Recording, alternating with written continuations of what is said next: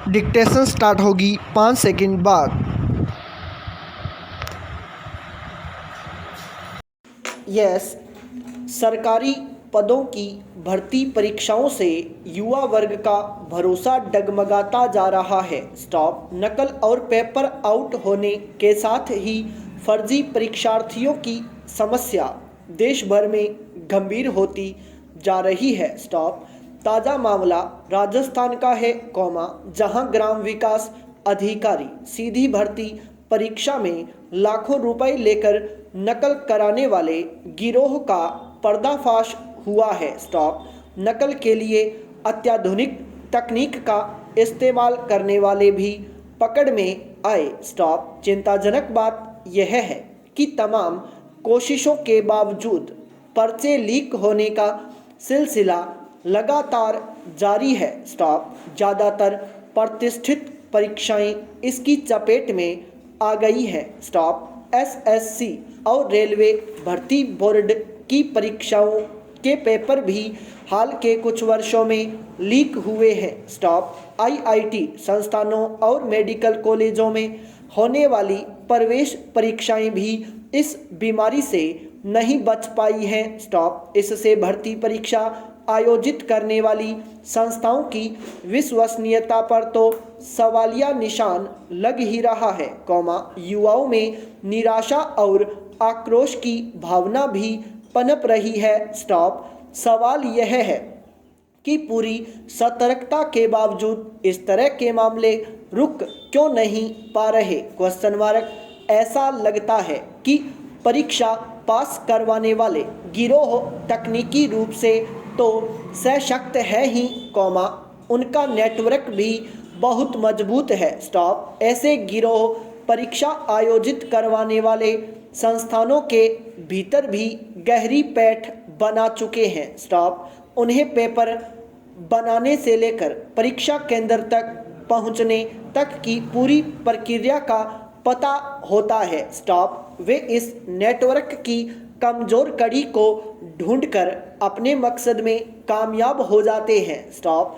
इसकी एक वजह तो यह है कि परीक्षा पास करने के लिए युवा लाखों रुपए देने के लिए तैयार रहते हैं। स्टॉप। इसलिए नकल करवाने वाले गिरोहों के पास पैसे की कमी नहीं होती। स्टॉप। पेपर हासिल करने या आधुनिक तकनीक का इस्तेमाल करने के लिए ये गिरोह इसी पैसे का इस्तेमाल करते हैं। स्टॉप। परीक्षाओं की विश्वसनीयता बनी रहनी चाहिए, ताकि प्रतिभाएं कुंठित न हो और सही व्यक्ति का ही चयन हो। स्टॉप। जब नकल के लिए अत्याधुनिक तकनीक का इस्तेमाल हो रहा है, तो सरकार और परीक्षा आयोजित करने वाली एजेंसियों को भी अत्याधुनिक तकनीक के जरिए ही इसका तोड़ निकालना होगा। स्टॉप। विकसित देश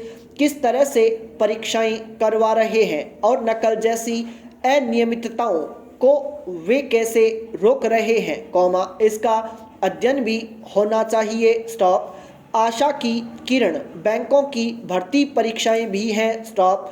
इन परीक्षाओं में नकल, पेपर आउट होने या फर्जी परीक्षार्थी जैसे मामले सामने नहीं आ रहे। स्टॉप। बैंक भर्ती प्रक्रिया का अध्ययन करवाकर दूसरी परीक्षाओं के लिए भी इसी तरह का मॉडल बनाया जा सकता है। स्टॉप। पैरा।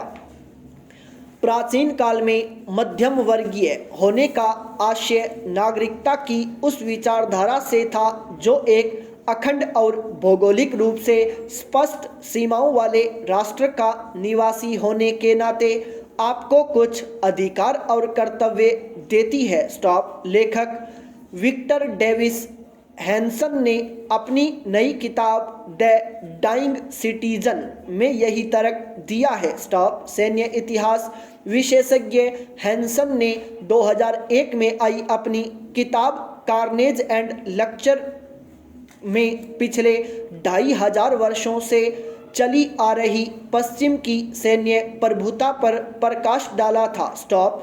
इन देशों में प्राचीन यूनान से लेकर 20वीं सदी के अमेरिकी सैन्य प्रभुत्व तक की चर्चा की गई थी। स्टॉप।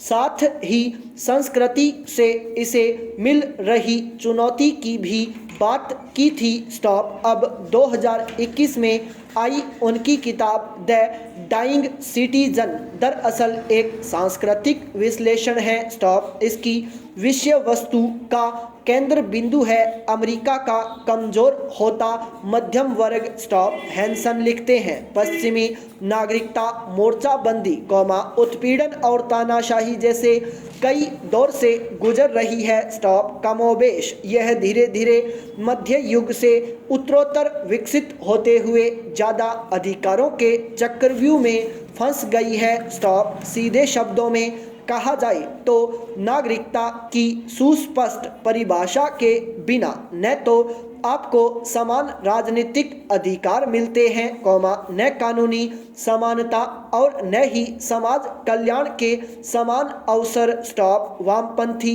नेता बर्नी सैंडर्स ने एक बार अमेरिका में अवैध प्रवेश की जांच करने की हिमायत की थी। स्टॉप। इसके पक्ष में उनका तर्क था कि अगर हर कोई अमेरिका में सीधे बिना किसी जांच के आकर रहने लग जाए तो आप व्यापक अमेरिकी कल्याण में भागीदार नहीं बन सकते। स्टॉप। किताब की प्रस्तावना pre and post American citizens में सबसे पहले प्रख्यात अमेरिकी लेखक मार्क ट्वेन का उदाहरण दिया गया है नागरिकता से ही गणतंत्र बनता है राजतंत्र इसके बिना चल सकता है। स्टॉप। अच्छी नागरिकता गणतंत्र को अपने पैरों पर खड़ा रखती है। स्टॉप। हैंसन लिखते हैं आज दुनिया की करीब 7 अरब आबादी का आधे से ज़्यादा हिस्सा संविधान प्रदत्त संरक्षित स्वतंत्रता का जीवन जी रहा है। स्टॉप। ये या तो पश्चिमी देशों के निवासी हैं या उन देशों के जिनका पाश्चात्यकरण हो चुका है। स्टॉप। लेखक के अनुसार यूटोपिया शब्द जिसका अर्थ है आदर्श स्थान की व्युत्पत्ति यूनानी शब्द ओयूटोपोस से हुई है न कि ईयू टोपोस से। स्टॉप। अमेरिका में जब निवासी और नागरिक दोनों समान रूप से अमेरिकी हो जाते हैं तो अमेरिका कहलाने वाली जगह एक अर्थ में अपना अस्तित्व खो देती है। स्टॉप।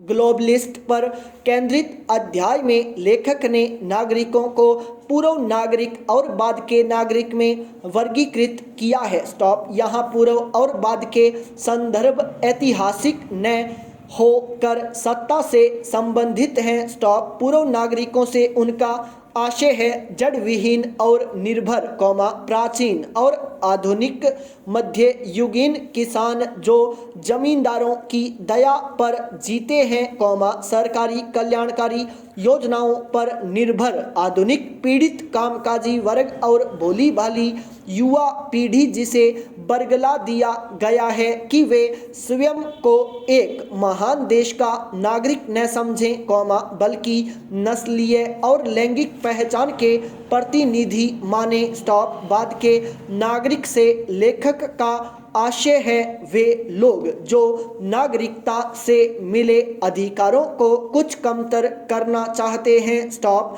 इनमें अलेक्जेंडर द ग्रेट से लेकर सोवियत तक के साम्राज्यवादी शामिल हैं। स्टॉप। जिन्होंने दूर दराज के देशों के लोगों पर विदेशी आदेश थोपे। स्टॉप। पर 21वीं सदी के अपने नए नागरिक हैं। स्टॉप। लेखक के अनुसार आज का नागरिक अलग विचारधारा वाला है अंतर्राष्ट्रीय और कुलीन जिसकी आस्था सदा मानवता और ग्रह के प्रति मुखर है उस देश के प्रति नहीं जिसमें वह रह रहे हैं विकास कर रहे हैं और समृद्ध हो रहे हैं। स्टॉप।